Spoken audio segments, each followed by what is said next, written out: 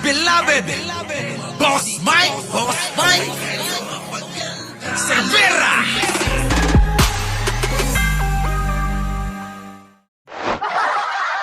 Ay grabing kamalasan na nangyayari daw, sabi ni Digong. Sige, pasok. Ng Pilipinas, O, kita nyo, ang malas daw ng Pilipinas. Dahil kanino? every president, almost all, walang ginagawa kung mag-isip ang mga putang ina. Ay, kala mo naman talaga may nagawa siya. Tanong nyo lang sa kanya. Kung may nagawa yan, mga kababayan, ipagmalaki nyo naman. Di ba? Ipagmalaki nyo yung nagawa niyan. 6 na taon yan na naupo. Pero mga kababayan, tanong ko lang, ano ang nagawa niyan? Kung paano pahabain ang termino nila. Gusto nga namin yun eh. Gusto nga namin yun eh. Humaba na yung termino ni Pangulo. Hanggang gusto niyang maging presidente. Siya na maging presidente eh. Di ba? Yun ang gusto namin. Hindi niya gusto yan. Kaya lang ang gusto ng mamamayan eh. Tuloy. Sabi ko nga sa iyo, Mr. President, pag pinilit mo ito, Bakit? Bakit? Ano naman ko ipilit? lalabas ka ng Malacanang kagaya noong panahon na pinalayas kayo. Kita nyo, yan yung unang banat niya. Magagaya daw talaga sa kanyang dating ama. Sa kanyang ama. Dati tuloy. Magagaya daw si Pangulong Bongbong. Yan ang banta neto noon.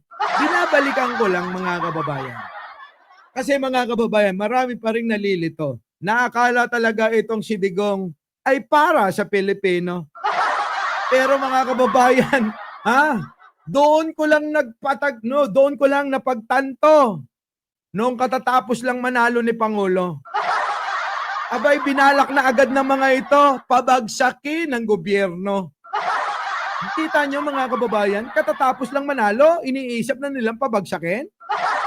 Tapos ito, umarangkada sila ng ng banat na ganito, na magagaya daw kanino. Di ba? Magagaya kay Derek Freddy Valera, hindi nagla-live. Nako! Kasi malaki na kinita. Kapag malaki na kinita, hindi na magla-live. Ito na si Derek. Thank you BMB Admin Eduardo. Thank you sa'yo. Sana all. Ayan. Si Derek, hindi nagla-live. Putik na yan. Sa mga hindi pa nagkakasum... Anak ko, mga kababayan. Alam nyo na gagawin ninyo. Nagkasakit si Derek. Pwede bang donasyon? Ay, ano sakit mo? Ano ba? Hingi na ba na tayo ng donasyon? Nagkasakit daw. Sorry naman. Sorry naman. Huwag mo kasing lalabisan. Pag nilalabisan mo yan, talagang magkakasakit ka niyan. Matagal pa. Ilang araw pa bago magputukan. Ay, Direk. Ito na, mga kababayan. Subscribe niyo yan si Direk. Balikan natin to si Digong. Ang malas ng Pilipinas, every president, almost all, walang ginagawa kung mag-isip ang mga putang ina kung paano pahabain ang termino nila. Tanong ko sa inyo, mula nang natanggal si Pangulong Ferdinand Marcos Sr., sabi niya kasi, lahat ng presidente, ganun ang isip kung paano daw pahabain yung termino. Tanong ko lang, ilang presidente na ang lumipas mula nang matanggal si Pangulong Ferdinand Marcos Sr., tumagal ba yung kanilang termino malibang kay Gloria na ng agaw ng kapangyarihan? At tumakbo uli, nanalo uli dahil kay Hello Garci. Tanong nyo, ngayong kaalyado neto, kakampi neto yon. Diba? Si Aling Maliit, kakampi neto ngayon yun. Sino ang humaba ang termino kung totoo yung sinasabi neto?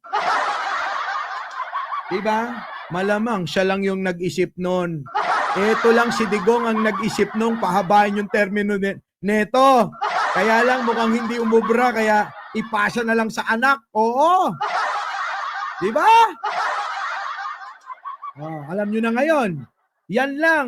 Kung ano lumalabas sa bunganga ni Digong, siyang gawain yan at iniisip niyan. Di ba? Oh. Aloy. Sabi ko nga sa iyo, Mr. President, pag pinilit mo ito, Propaganda lang yan. Alam nyo mga kababayan, propaganda lang. Para si Digong makakuha ng, ng atensyon. Oo. Sa mga taong naghahangad din maging Pangulo. Gusto niyan magkaroon ng maraming kakampi. Para nang sa ganon, mapabagsak na nila si Pangulong Bongbong. Kaya lang wala nga sumasama rito. Kaso, baliktad pa yung nangyari mga kababayan.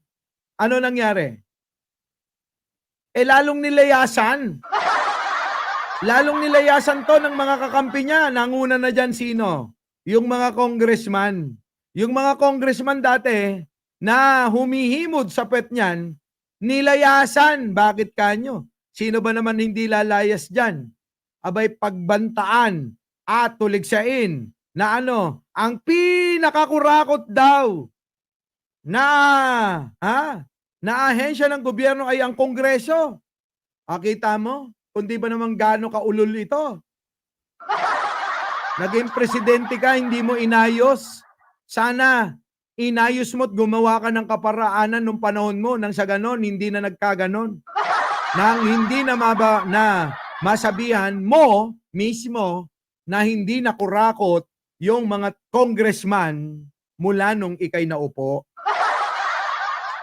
Tama! Tama!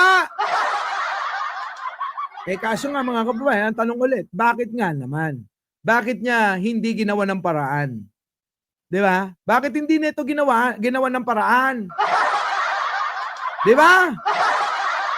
Kaso ito pa mga kababayan, ito sandamukal ngayon ang kaso. Hindi lang dito, pati sa ibang bansa may kaso to. Sa ICC. O kita nyo, international ang nagkaso rito. Di ba, Digong? So ano ngayon yung ibig mo sabihin na patatagalin ni Pangulo, pagod na nga yung tao. Gusto na nga lang matapos ito. Bakit kanyo? Hindi naman mapagkakatiwalaan ni Pangulo si Sara si Sara, ano ba naman ang aasahan nyo dyan? Mga kababayan, may tama sa ulo paano yan? Paano? Paano ipapasa? Hindi maipapasa, Digong. Wala. Walang mangyayari, Digong.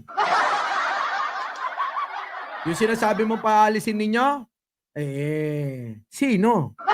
Sino gagawa nun? Close na ba kayo? Ng alin? Ng Amerika? Close mo lang naman, China. Di ba? Close lang naman nito yung China O ngayon, kung magiging superpower na rin yung China at hihigitan yung Amerika, baka pwede. Mangyari yung gusto nito, tong matanda. Kaso hindi malabong mangyari mga kababayan bakit kanyo? Kailan lang naman umunlad ang alin? China, tapos makikipaggera sila. Di bagsak ang ekonomiya. Babalik uli sila sa umpisa, papayag ba China noon? Siyempre hindi. Mga kababayan, hindi. Pangarap lang ni Xi Jinping yun. Malabo pa sa tinta ng pusit mga kababayan na maungusan ang Amerika pagdating sa digmaan. Malabo pa yan. Malayo pa. Marami pang kakainin na bigas yung mga yon. Kaya Digong, yung pangarap mo, ibaon mo na lang sa limot yan. O kaya isama mo na lang sa pagkakabaon mo. Ay, nako. Di ba mga kababayan? Yung pangarap ng mga Duterte na yan, ibaon na lang nila kasama nila. Abay, mawawala na lang to sa mundo. Hindi pa mangyayari yan. Sa totoo lang, imbis na ito nagpapahinga na lang, kuya-kuya-kuy sa bahay nila. Hindi, nakikialam pa sa politika. Imbis na ikaw, lahat ng sinabi mo'y ginawa mo na. Gusto mong ayusin ang Pilipinas, dapat ginawa mo na. Nabigyan ka ng pagkakataon ng mga Pilipino eh. Buti sana kung hindi eh. Di ba? Oh, yung mga batikos mong ganyan, wala na. Bistado ka na ng mga Pilipino, Digong. Labas ka ng Malacanang, kagaya noong panahon na pinalayas kayo. Kita nyo, tuwan-tuwa pa yung ibang mga bobo, karamihan doon, wala na rin eh. Francis Ferrer, ano? Di ba? Anthony Salvador, ano? Yung mga pumapalakpak ng ganon, karamihan doon, wala na rin. Nilayasan na rin si Digong. O ano pa nga mangyayari? Digong, sa sinasabi mo na mangyayari, tulad sinabi rin ni Rocky yan na mangyayari magagaya si Pangulong Bongbong kay Pangulong Ferdinand Marcos Sr. noon. Tandaan nyo noon, ha? Kung hindi kinampihan ng Amerika ang mga dilawan noon, hindi mapapalayas si Pangulong Ferdinand Marcos Sr. Kaya malaki ang partisipasyon ng Amerika sa pagpapababa ng isang leader ng bansa. Kaya yung mga naniniwala dyan dito sa may sira ang ulo, mga kababayan, tandaan nyo to. Niloloko lang kayo neto. Pababagsakin nyo. Ang gobyerno, malabo. Tandaan nyo, kailangan ligawan neto ang Amerika. Kaso, paano? Galit ang Amerika dito. Bakit? Maka-China to! Di ba, mga kababayan? Eto na lang, intindi mo, Digong. Naging presidente ka. Naging congressman, naging mayor. Ha? Pati yung mga anak mo, ganun na rin eh. Ano to, Digong? Kita mo kung gaano kalokohan mo. Ito, ginagamit ng mga loko-loko. Loko-loko na sino? Yung mga taga-suporta na ito. Pare-pareha silang loko-loko. Nakita mo yan? Sa Davao yan, Digong. Kailan lang yan, nung nakaraang araw. Panoorin nyo mga kababayan. Dagdagan ko ng para walang copyright sigurado.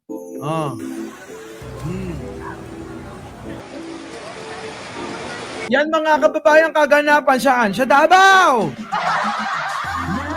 Kaganapan sa Davao yan mga kababayan!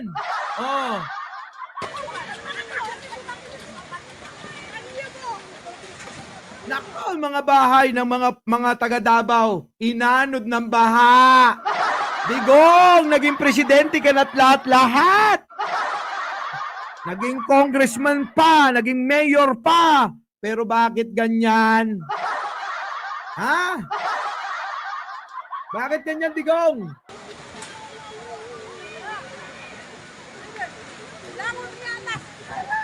Grabe mga kababayan ng bao. Pagilito siya sa tabong, pwedeng lanuman din sa pizzakuan sa terminal. Yan, hanapin nyo yung 51 billion ni Pulong! Pulong! Yung 51 billion! Pulong! Pulong! Yung 51 billion! Inanod na rin ba?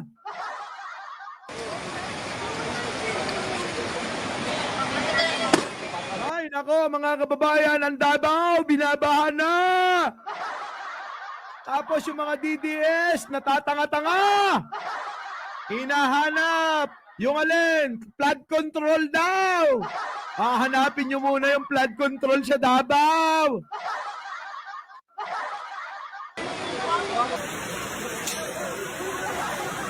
Ay, grabe mga kababayan, yung mga kababayan natin sa Davao. Nakakaawa sila mga kababayan. Nako, ang umapi sa kanila yung mga Duterte. Hanapin nyo. Kay Pulong. Yun kita nyo, yung baha, konting ulan. Baha, grabe. Tuloy.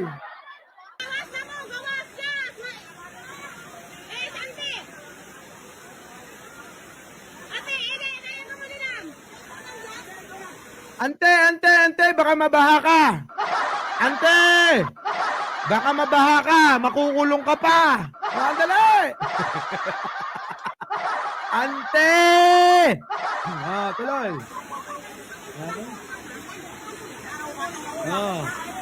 Nako, yung mga taga Davao, yan yung mga pumila. Biruin yung mga kababayan, Paskong Pasko, binabaha sila. Tapos sana, no, grasya ang bumaha, kaso hindi eh. Ayan, oh, nahihirapan sila.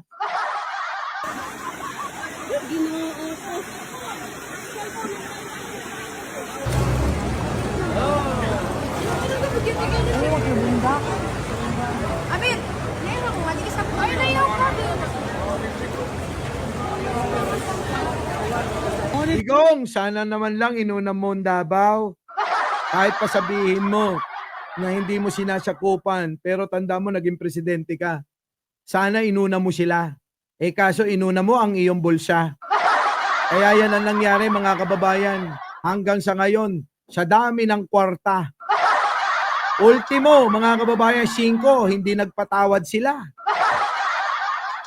Di ba? Ultimo sintabo mga kababayan, hindi pinatawad. O ayan, nangyari.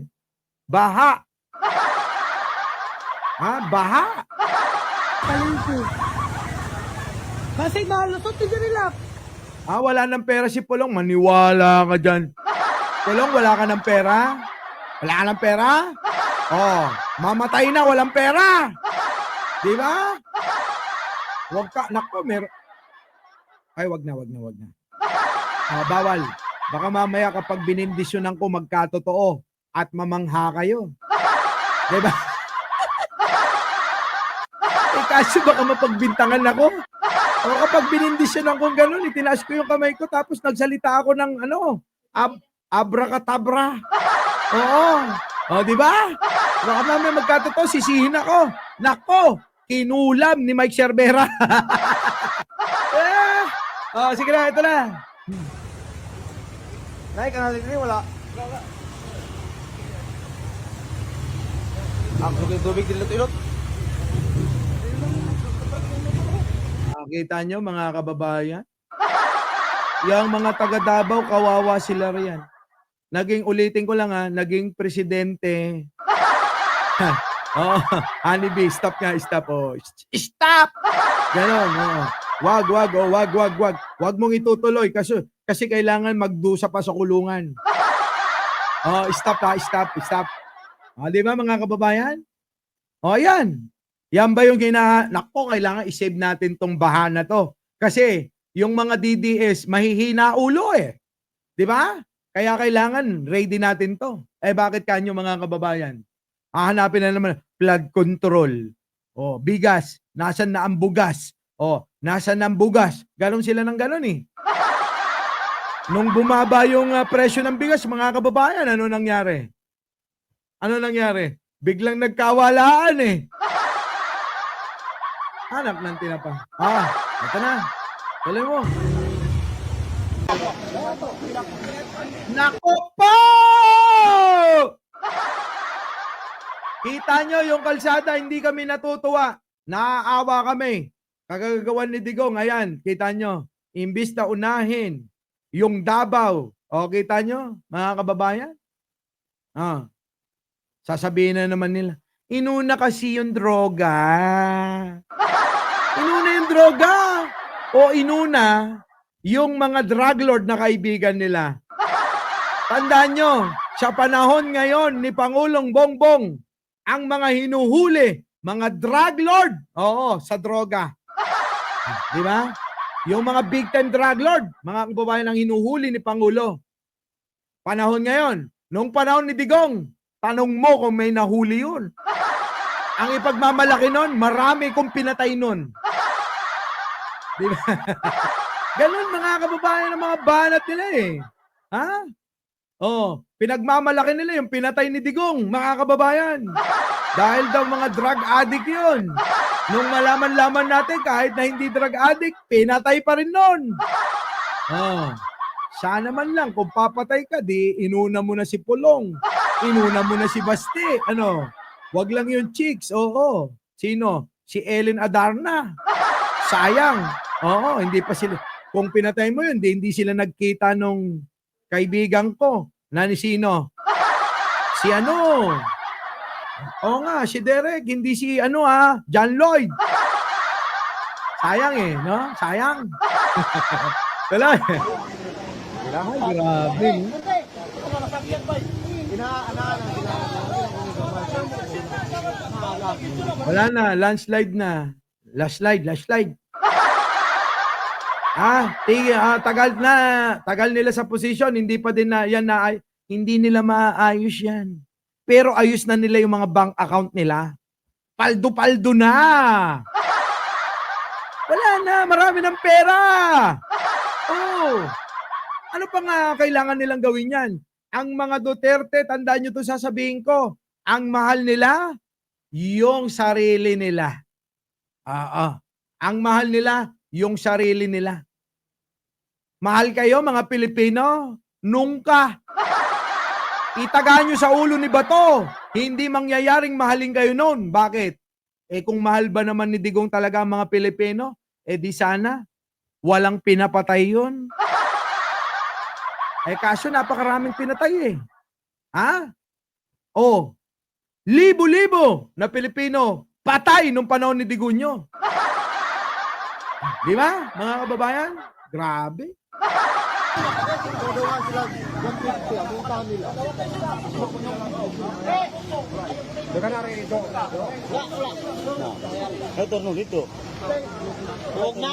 Paano makakadaan dyan yung kotse?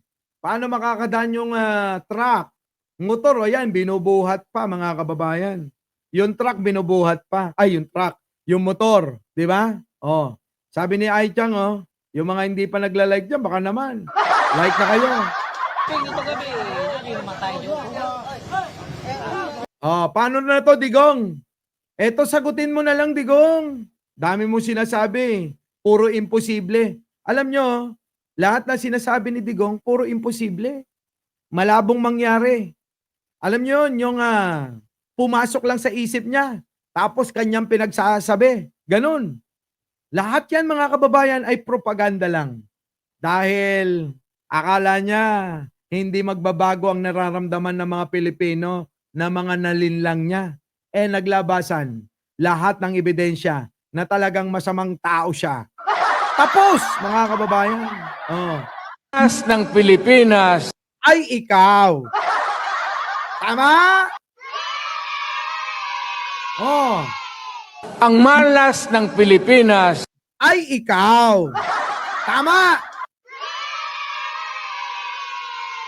ang malas ng Pilipinas Ay ikaw at si Sara. Tama ba? Tama ba? Ulit. ang malas ng Pilipinas Ay ikaw, si Sara, si Bato, si Bongo, at buong angkan mo. Talagang malas kayo.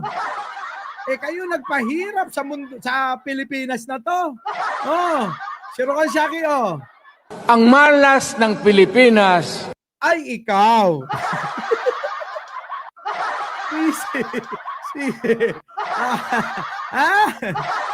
Isa pa.